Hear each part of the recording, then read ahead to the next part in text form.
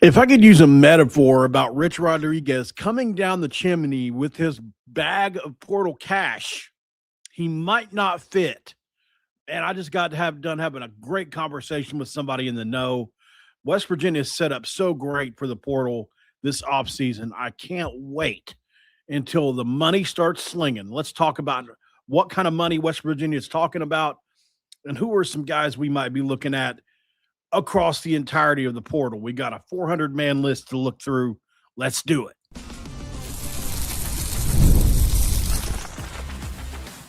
You are Locked On West Virginia, your daily podcast on the West Virginia Mountaineers, part of the Locked On Podcast Network, your team every day.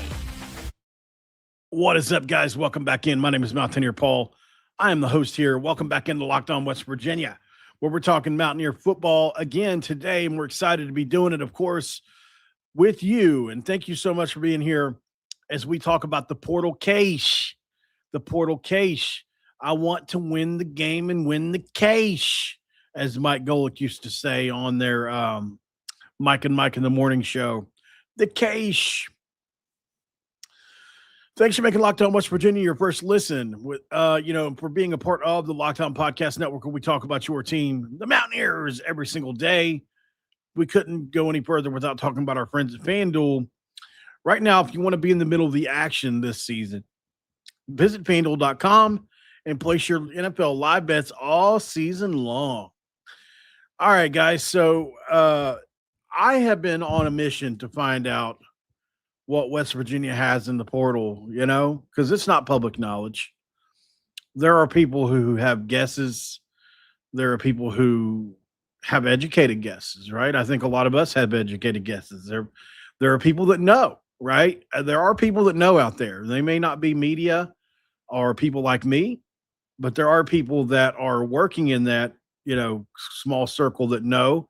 And sometimes those people talk too, but while I'm not allowed to disclose who, thankfully, throughout my almost 4 years of doing this, I've made a couple contacts, and I had a conversation scheduled for today because it's the weekend and these people are really busy. So, I was able to carve out 20 minutes and had a great conversation, and I was able to learn some things about West Virginia and the transfer portal. They knew I was going to do this video right after, so they wanted to be careful with their words, even though they're remaining anonymous. I guess they just don't want to pump the West Virginia fans up too much. So we're gonna go across a range, but I'll explain what I'm talking about here. So obviously last year was rough portal wise, right? I think West Virginia spent anywhere from right around $9 million last year. A lot of people feel like overall, right? There was no cap or anything like that. That's retaining players, that's paying people you have to send out. That's the numbers one of the numbers I've heard from last year, which is obviously way less than a lot of other teams spent. Now, West Virginia saved $5 million as well.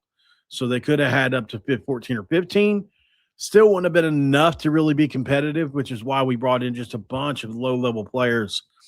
Well, this year, one of the things you can do is you can look across the entirety of the sport. Most universities in the Power Four are assuming at least a 20% annual growth, right? And if you're really getting some heavy donor push, you could potentially triple what you did the year before. And so in the conversation I just had with somebody, they feel confident West Virginia will land somewhere between 19 and 27 million, just depending. I think he just I'm sure he probably has it down to a finer number, but that's what I was told today was, they feel like they'll be somewhere in between 19 and 27, and they feel like they'll be top 3 in the Big 12 this year. Don't know about going forward, but this year there's been a heavy push on this year. I think people realize time is of the essence. College football is going to be changing come 2030, and you need to be good for a few years going into that. You can't just, have finally we're good for 1 year and then it's realignment's hit. you're not going to be in people's head like that, like as a brand. Like you need at least two, like Texas Tech, what they're doing right now is great for their brand. But if they win 8 games next year, it's all for naught, right?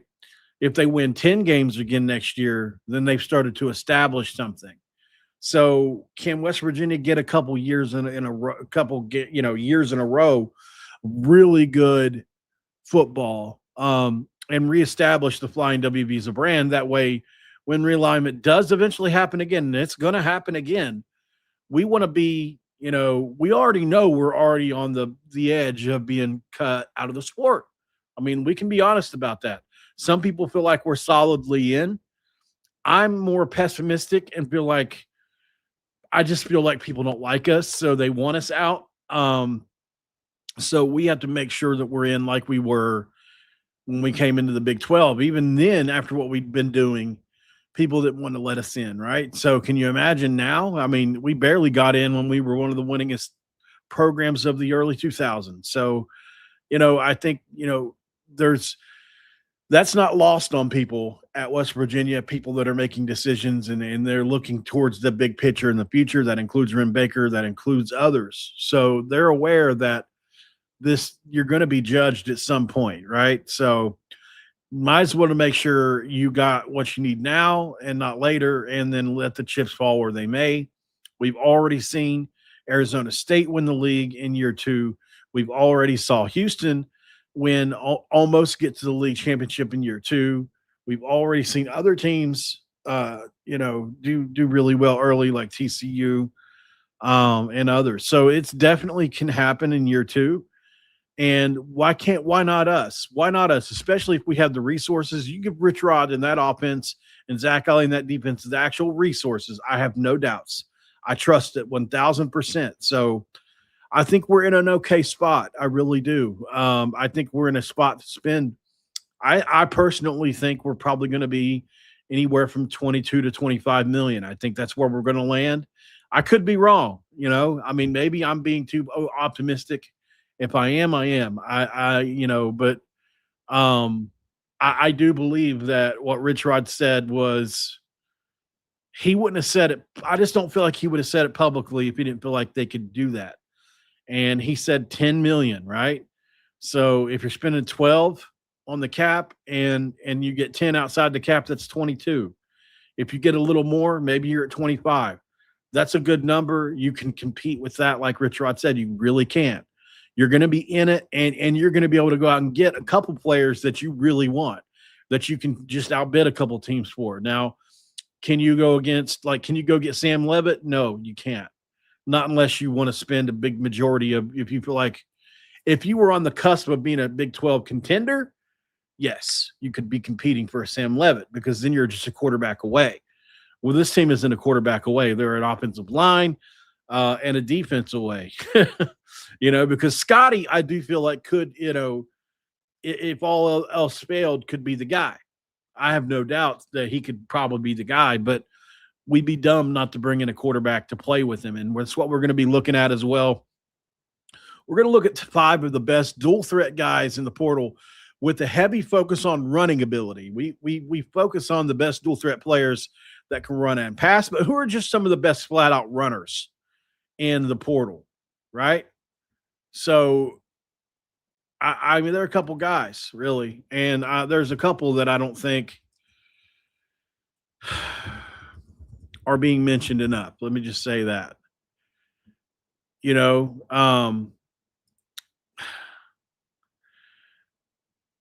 We could probably, I don't know. We could probably start with the quarterbacks, I guess. We might as well just start there. Since we'll just go across. What we were going to do was go across the entirety of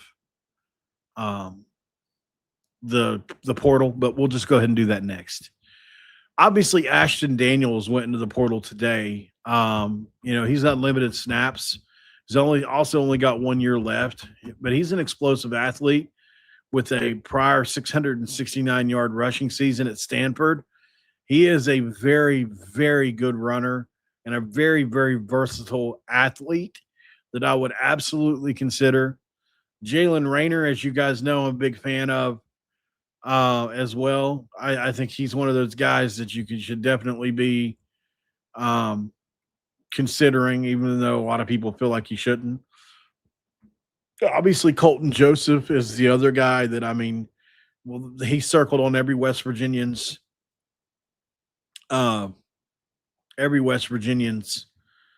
um, portal list or portal wish list, if you will.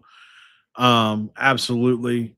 Aiden Childs is another one that a lot of people are pointing to, who had 531 yards and 12 touchdowns last year. But at Michigan State, he's really was a goal line specialist for them. So, consider that. I don't know. I think he's probably not one I'm so excited about, but I mean, the numbers are there. When you're looking at just numbers, he's got them. And, and he has played obviously Big Ten ball. He has played, a ton of other kind of things. And then another guy that I think a lot of people hasn't really considered is Tyler Hughes from William and Mary. One of the best dual threat quarterbacks in the country last year. He had 2,330 yards passing, 20 touchdowns, only 3 interceptions, and then he had 670 yards and 11 touchdowns rushing as well. And he had a breakout year. He is being pursued by a ton of programs. I saw Tennessee was looking at him. But, I mean, he's a guy, man. If your West Virginia wants to go that route, absolutely could do that. So we'll go to break really quick. What we'll do next is we'll look over the portal. There's over 400 people in this list. I've broken it down by position: quarterbacks, halfbacks. Let's say West Virginia goes out and get 15 guys. We're going to marry one guy from each position group on that list of 400 to the 15 guys. It should be a fun exercise. We'll do it after the break.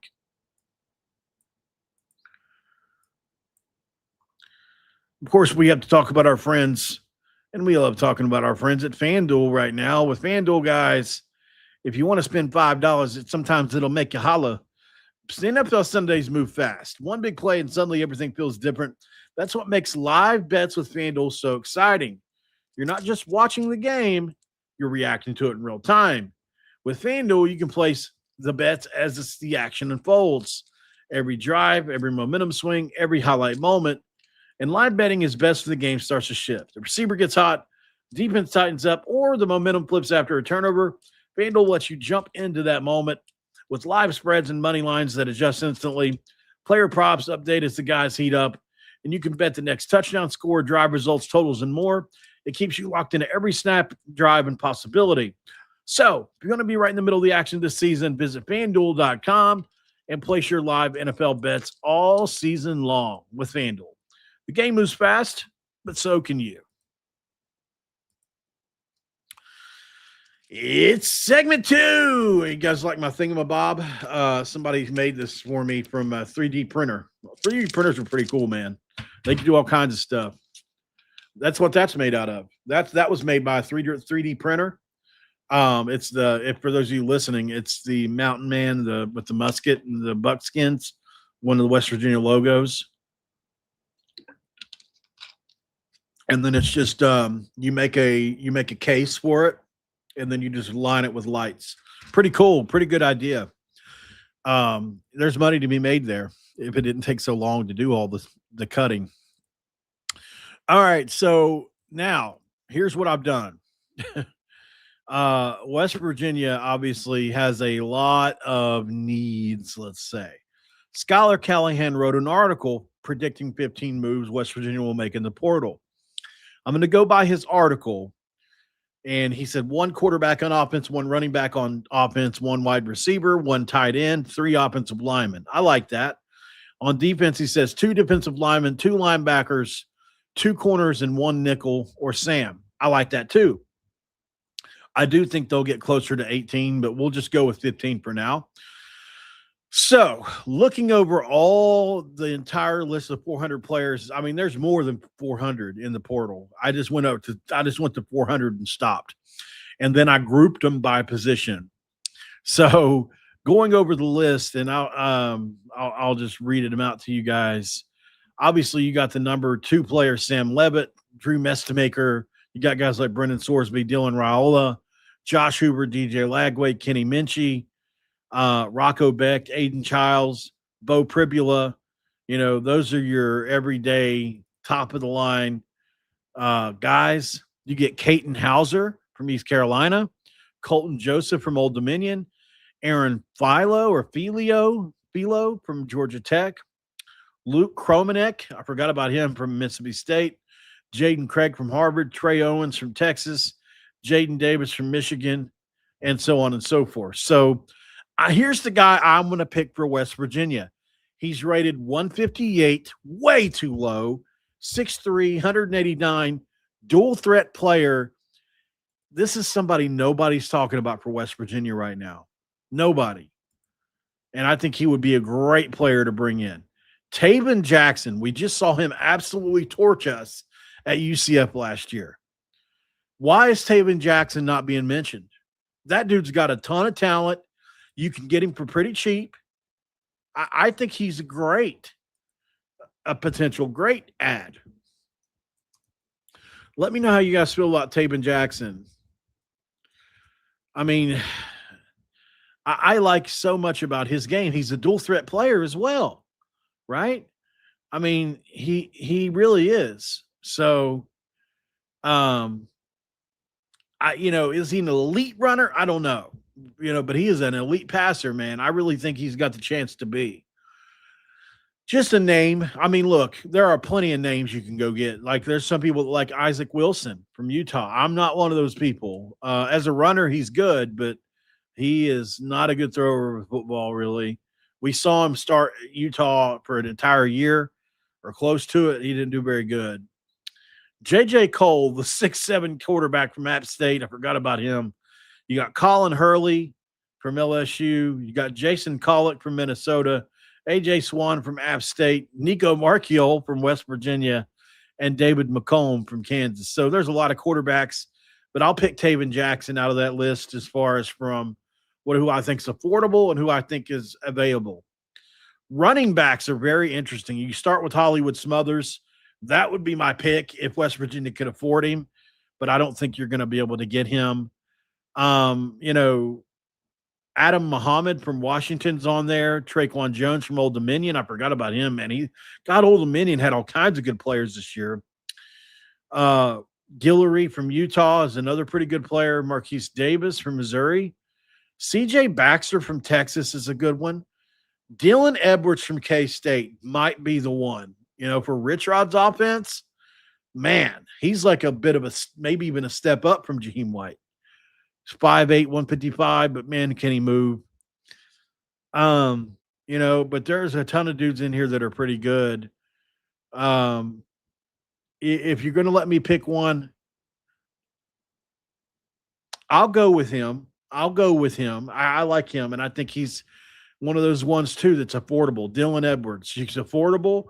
He's explosive. He would be great to compete. He's got experience. I don't think, he was a good at Colorado and K-State. Might as well keep him in the Big 12 one more time.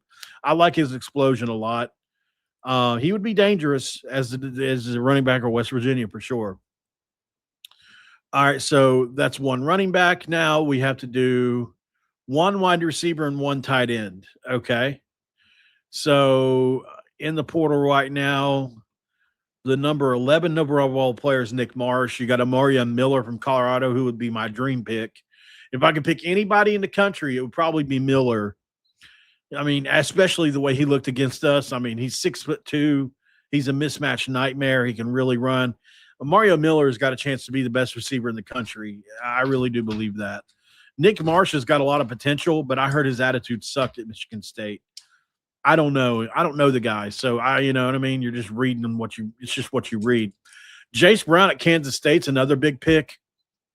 And you look at this, man, a bunch of Big 12 guys right off the rip here in the portal from the Big 12 as far as receivers go. Man, that's tough, like there's a lot of really good players in the portal. Jaden Gibson from Oklahoma. There's another one. If you're going to give me anybody, I'll go with Israel Polk from Akron.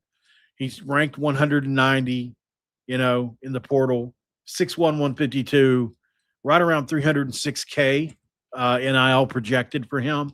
I think that's about right. And, man, he really had a ton of production last year at Akron. I don't remember what it was. Let me go see. I can find it really quick.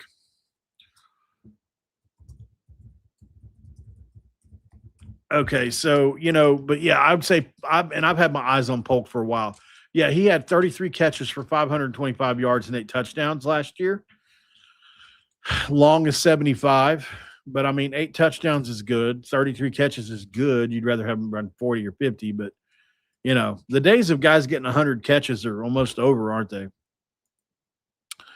Tank Hawkins. Oh yeah, Tank Hawkins. That's another one I would probably like to pick. Tank Hawkins, man, can't forget about him. I just like him because of his potential. I how I've envisioned Tank Hawkins. I envision Tank Hawkins like Des Reed from Pitt. How they use Des Reed is how I would use Tank Hawkins. I said this yesterday, but I would line him up in the backfield and I would just run him angle routes on linebackers and absolutely destroy them. Or, if you're starting Scotty Fox and he's your young player, I would motion him into the backfield and just motion him out of the backfield as an outlet.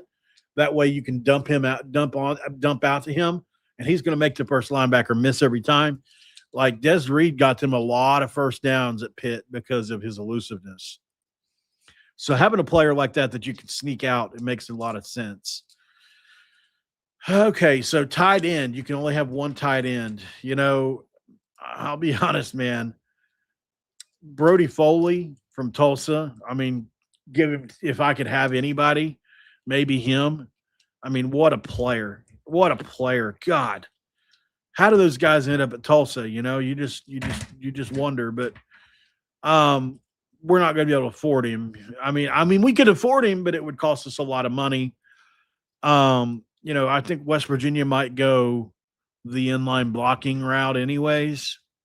Maybe you go Josh Ford, Oklahoma State. He's a guy that I could definitely see you going after. He's a big, stout, 6'6", 265. He's a guy that can block and catch a little.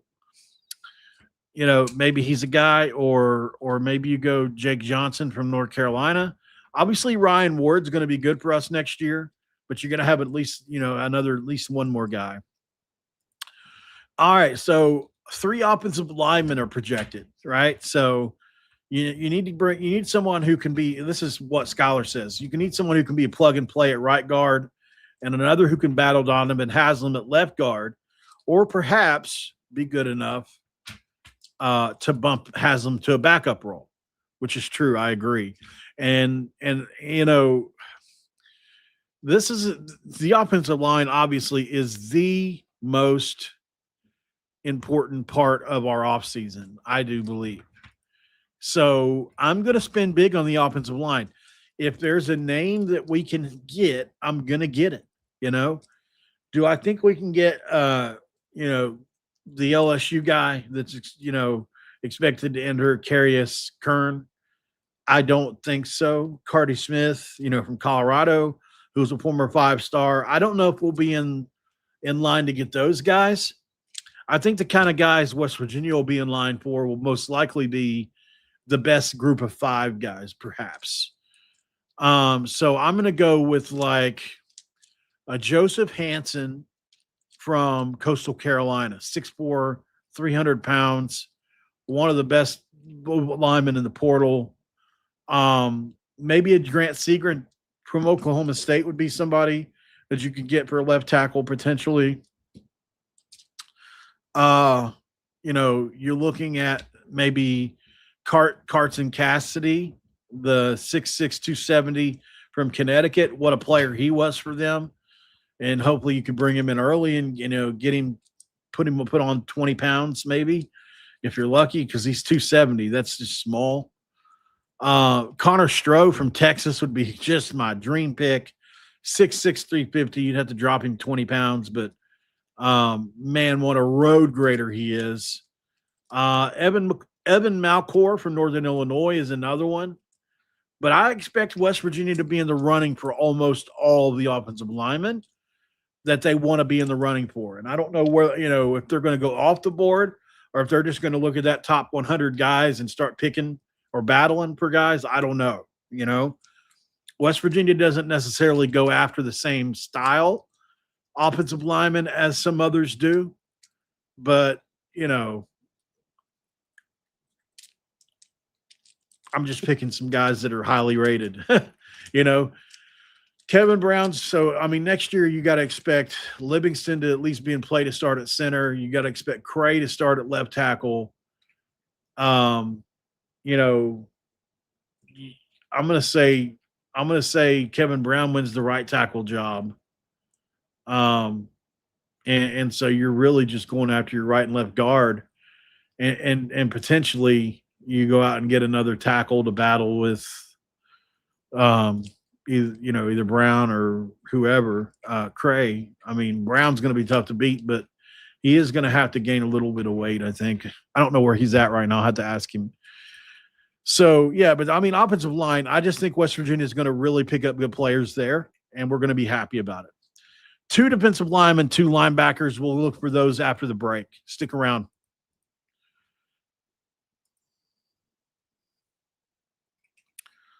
This episode of Locked On West Virginia going to be brought to you by our friends at Game Time. With Game Time, it's a pretty simple thing. When you go to Game Time, just know this. You are worth our time at Game Time. There's nothing like college football season, tailgates, packed stadiums, and being right there in the middle of it all. The energy, the bands, the moments you remember forever. But actually getting tickets, well, that's the part that used to be frustrating for long queues, logins, and prices jumping at checkout without you knowing. That's why Game Time gives the advantage back to the fans. Easiest way to unlock amazing college football tickets and experiences in just a few clicks or just a few taps. I opened the Game Time app and I looked at the upcoming college football games. There are a few, but obviously it's college football playoff time. There's a couple of bowl games left. It is so fast and so easy to find great seats and tickets on this app. It's incredibly easy to use. I went from browsing to buying in just minutes, and knowing prices are, they're going to include all fees up front. So that makes the whole process stress-free. It's all up front. Take the guesswork out of buying college football tickets with Game Time.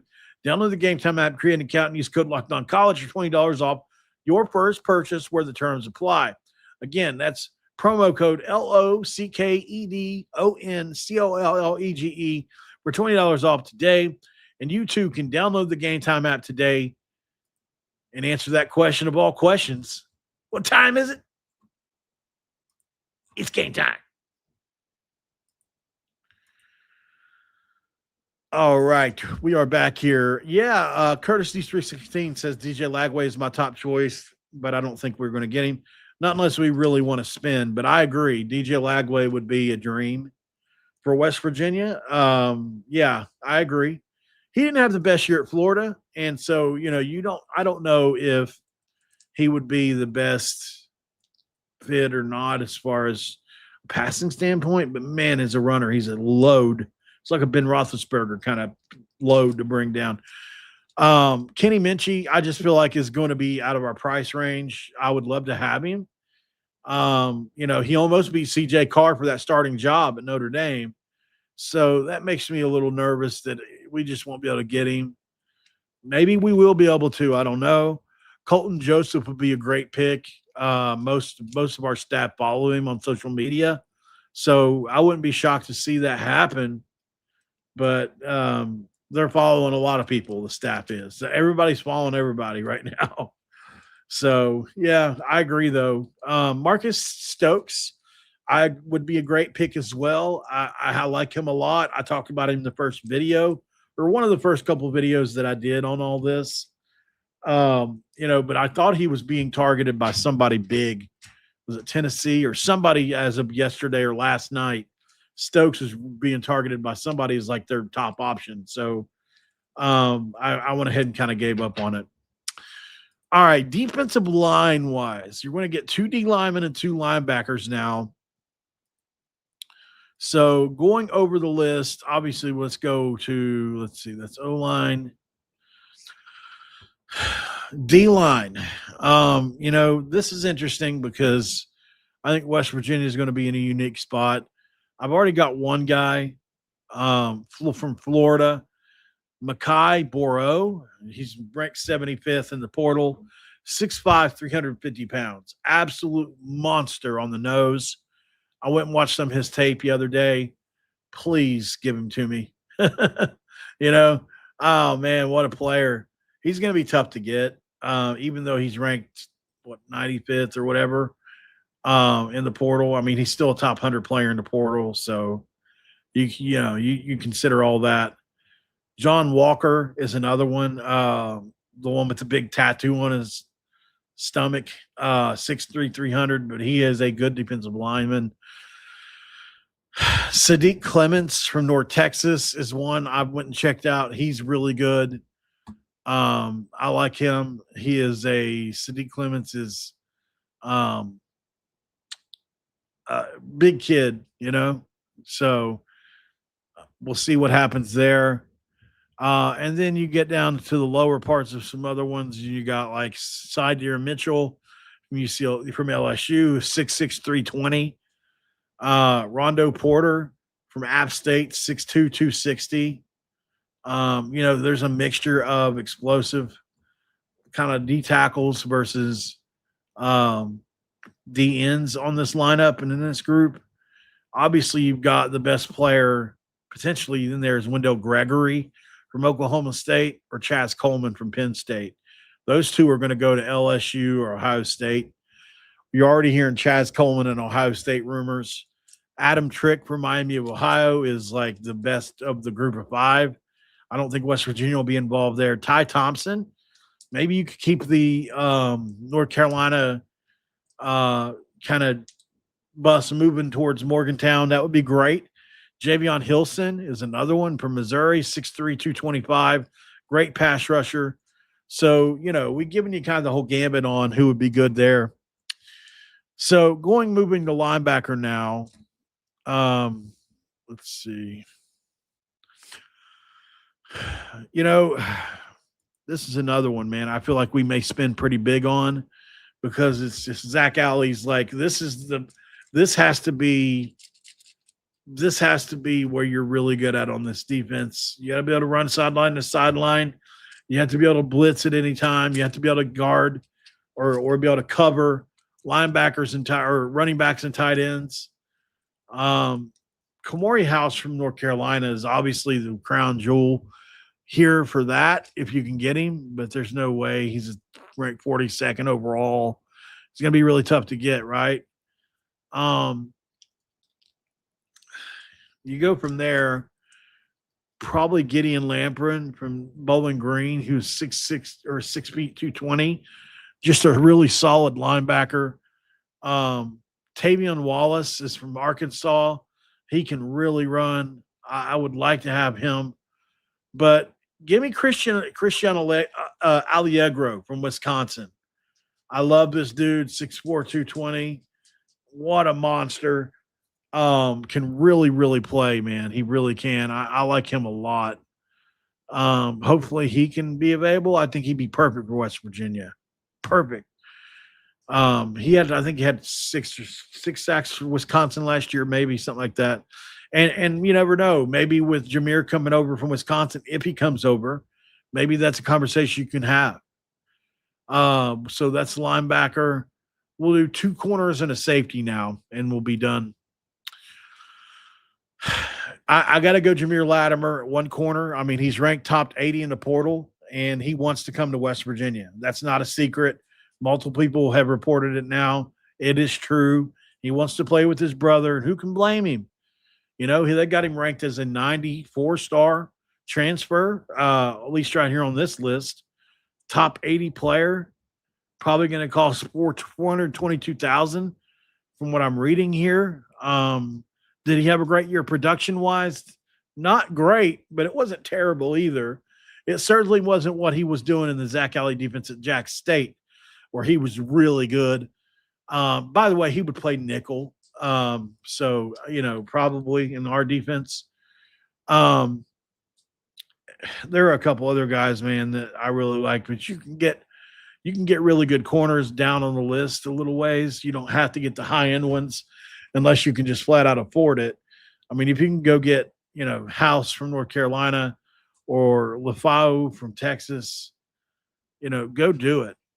But yeah, I'm excited to see what happens with him. That's my pick for sure. One nickel and Sam, of all the safeties on the list, it's tough because you can make an argument. If Fred Perry were in the portal this time, he would probably be a top 20 player, top 30 on defense, not overall on all the defensive players. But he's going to have to apply to get a year back. So I'm not expecting him to come back. Boo Carter from Tennessee is the pick if you can get him. I doubt you can. He's just a freak of nature. Boo Carter is. I would expect nothing less from him. And man, is he good. Jordan Castell, another one from Florida, I really liked. I was looking at him earlier. 6'1.5", almost 6'2", which is great size for that. Lyric Rawls from Kansas is another great one. Khalil Barnes from Clemson, another great one. Like, there is safety after safety after safety on here tonight on this one. I mean, you can look at everybody in the top 350. Even Georgia State's Dicey Hopkins had a big year last year. So there's a lot of really good players in the portal. There's no reason West Virginia can't be involved with most of them. I think they've got the money to do it. And let's see what happens. Let's throw caution to the wind and watch our boys take them over. We taking over. All right, y'all. I appreciate you so much. As always, like I said, like the video, subscribe if you're new around here. Share the channel of this show out so we can get it out to all our friends on Facebook or on X or wherever you do your business at. Thank you so much for being here, like I said. And we'll probably be back later. We're still trying to do 2 videos a day. It's getting really hard. Obviously, I'm having to try not to rehash old subjects at some points. So I'm trying to make it interesting for you guys. Hopefully this was one that you thought was interesting today. And like the video. Please do that. I will see you on the next one. Don't forget about the Everydayer Club. Don't forget about Locked On Big 12. And until the next one, don't forget to cue those country roads.